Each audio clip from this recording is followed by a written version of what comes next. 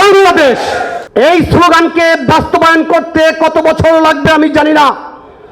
আমি গতকাল যখন চরফ্যাশন থেকে ফিরছিলাম, ফেরিতে ছাত্রদলের একজন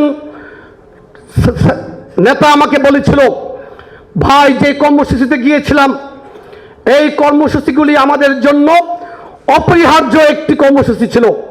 সাউথ টাউনে হোক আপনার স্বপ্নের আবাসন, শতভাগ রেডি প্লট, সাথে সাথেই সাফ কাবলা রেজিস্ট্রি। এটা যদি বাস্তবায়ন বাংলাদেশে হয়, ইনশাআল্লাহ আগামী 50 বছরে বিএনপিকে ক্ষমতা থেকে নামানো সম্ভব হবে না। সবার আগে বাংলাদেশকে আমরা দেখতে চাই, সবার আগে বাংলাদেশকে আমরা নিতে চাই। এর জন্য যে কাজগুলো করা প্রয়োজন সেগুলোর উপরেই তো আজকের আলোচনা, এবং বিদগ্ধ আলোচকবৃন্দ আজকে আলোচনা করছেন। তাদের আলোচনার মধ্যে আমি অংশগ্রহণ করব না।